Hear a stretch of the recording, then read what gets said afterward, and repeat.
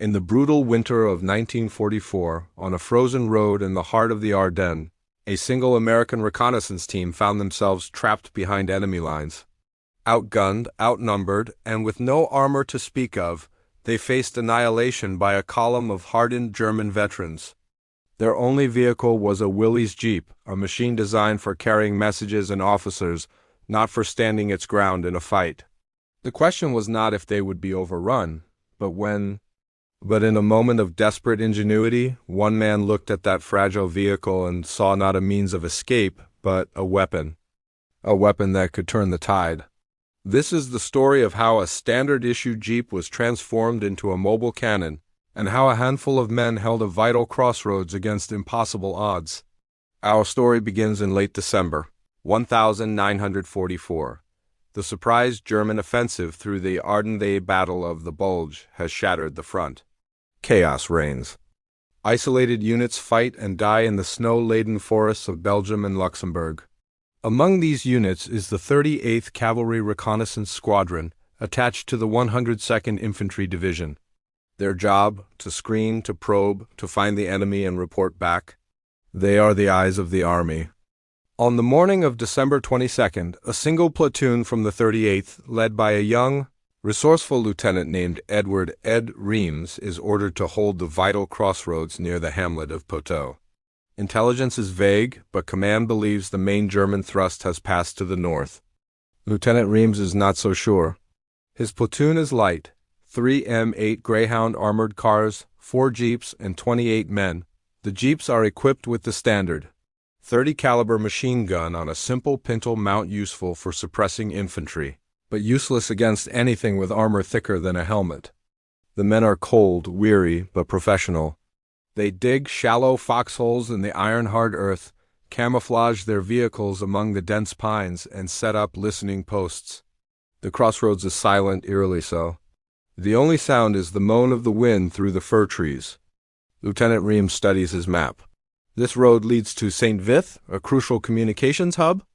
Letting the enemy pass here would be catastrophic. He knows they are a speed bump. But he is determined to make it a costly one. The first signs of trouble come just after 1100 hours. One of the listening posts reports the distinct, grinding rumble of tracked vehicles. Not the high-pitched whine of American Shermans, but the deeper, diesel-heavy growl of German armor. Through binoculars, a scout spots movement about a mile down the east-west road. Not just infantry?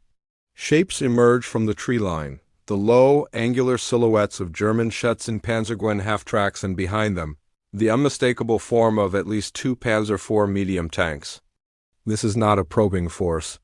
This is the spearhead of the 1st SS Panzer Division's Reconnaissance Battalion, Kampfgruppe Piper, desperate to find a route forward for the main column. Lieutenant Reams's heart sinks.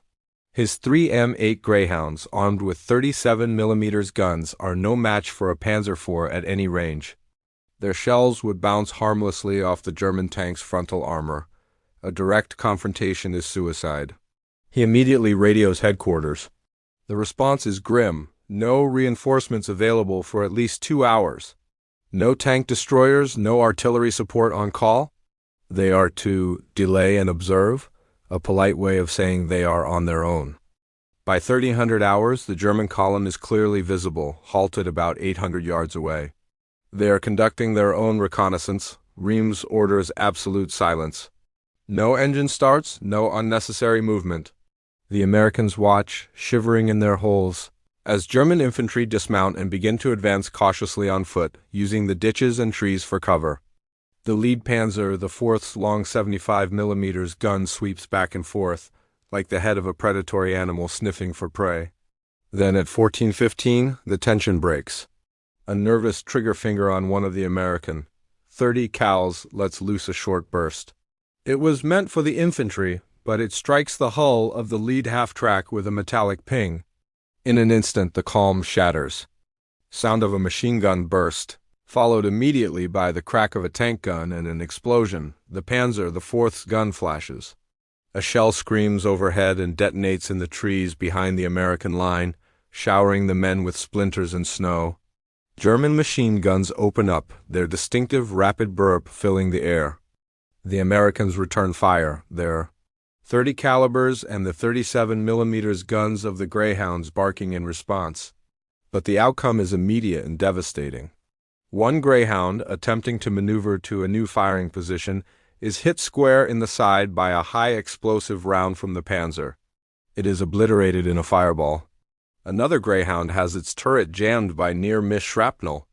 Within 10 minutes, 2 of Reams's 3 armored vehicles are out of action. The situation is now critical. The remaining Greyhound is falling back, its gun ineffective. The German infantry, emboldened, is starting to flank their position, using the thick woods to either side of the road. Casualties are mounting. 2 men are dead, 5 wounded. The medical jeep is already in use, its red cross marking a target rather than offering protection.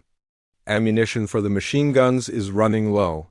Lieutenant Reams knows they have perhaps 15 minutes before they are completely surrounded and overrun. They cannot hold the position with small arms fire alone. They need heavy firepower and they need mobility. They have neither. Crawling through the snow from foxhole to foxhole, Reams reaches his sergeant, a grizzled mechanic from Chicago named Frank "Mac" McAllister. Mac is not just a soldier. He is a wizard with anything that has an engine.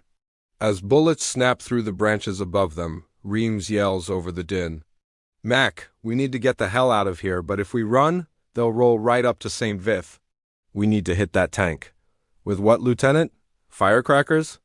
Our pea shooters won't scratch it." It is then that Reams's eyes fall on the one vehicle they Haven-T used, Mac's own repair jeep, parked in a sunken ditch slightly behind the line. It's the platoon's maintenance vehicle carrying tools, spare parts, and fuel cans. And then Reams sees it. Strapped to the side of the jeep, wrapped in an oil-stained tarp, is the one piece of heavy weaponry they possess that ICEN-T vehicle mounted, a spare 57mm M1 anti-tank. It was being transported to another unit days before, the convoy ambushed, and Mac had salvaged it, thinking the parts might be useful. The gun itself is complete, with about 24 rounds of armor-piercing and high-explosive ammunition. The 57mm is a potent weapon. At close range, it can penetrate the side or rear armor of a Panzer IV, but it is a crew-served weapon, designed to be hauled by a truck and set up in a prepared position. It weighs over 1,200 pounds. Setting it up here, in the open, would take minutes they don't have, and the crew would be cut down before they could fire a single round. Lieutenant Reams looks at the jeep. He looks at the gun. A wild, impossible idea forms in his mind. "Mac, can we put the gun on the jeep?" Sergeant McAllister stares at his lieutenant, then at the jeep, then back at the gun. The chaos of the battle seems to fade for a moment.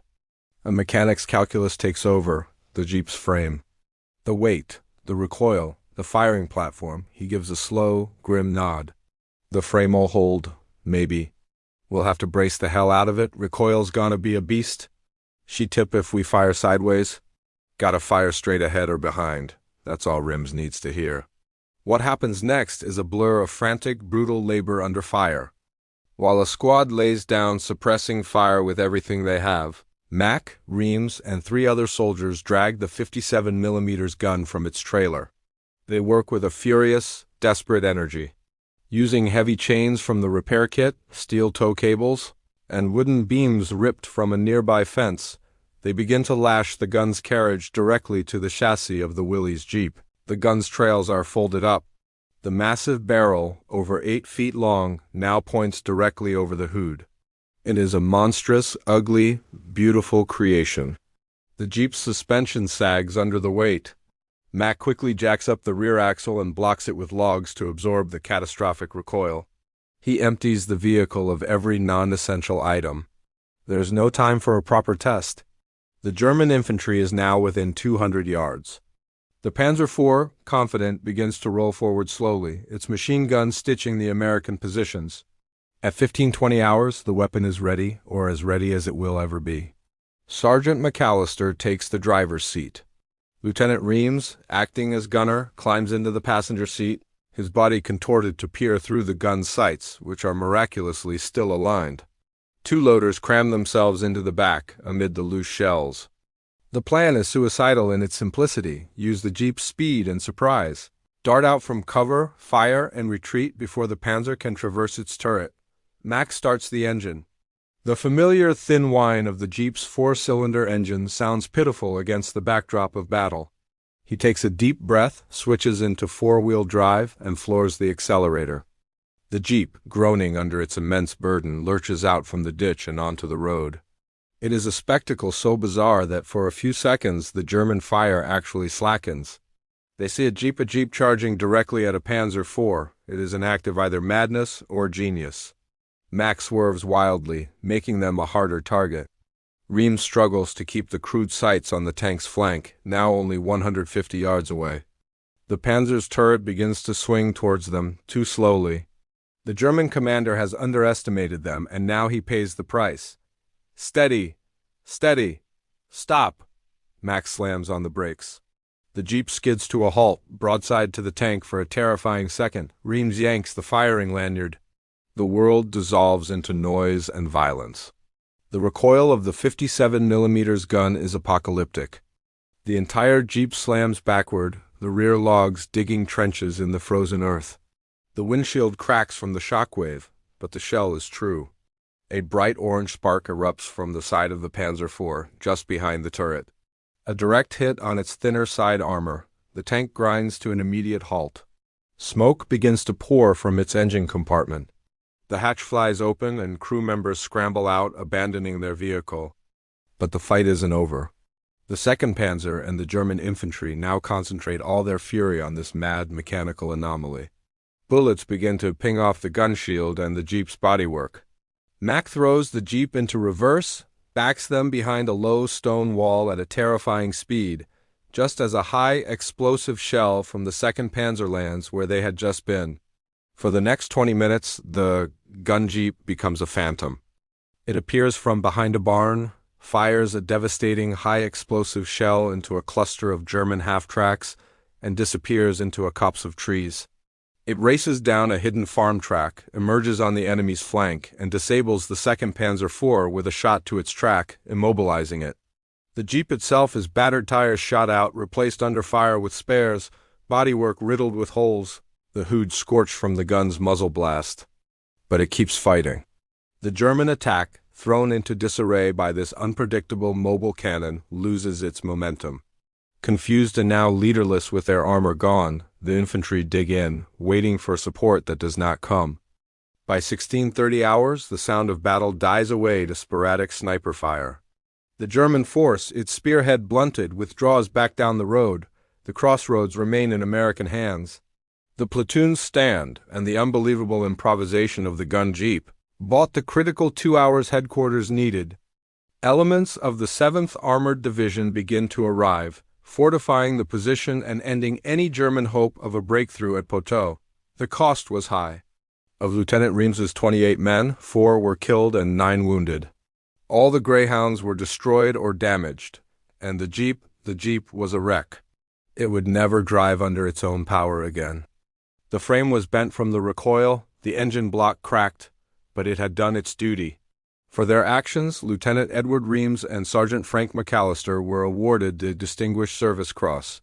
The official citation mentions conspicuous gallantry and extraordinary ingenuity under fire, but makes no specific mention of the Jeep itself. The Army, perhaps baffled by the unorthodox modification, quietly listed it as destroyed in action. The story became a legend within the 38th Cavalry, a tale passed down but seldom making the official histories. Yet its significance is profound. It is a story not of vast armies clashing, but of the individual soldier's will to adapt, to overcome, to use whatever tools are at hand to survive and complete the mission. In that desperate hour, a simple utility vehicle became a symbol of American resilience and mechanical improvisation. It was a weapon that should never have worked, wielded by men who refused to accept defeat. The makeshift gun Jeep of Poteau Crossroads was dismantled and scrapped in the aftermath of the battle, leaving only photographs and after-action reports as evidence of its brief, violent existence. But the story of the men who built it and the courage that forged it in the white heat of combat endures. This was just one of countless untold stories from the Second World War. Stories of desperation, innovation, and raw human spirit etched into the landscape of history. Subscribe to World War II Records as we continue to bring these forgotten chapters of history back to life.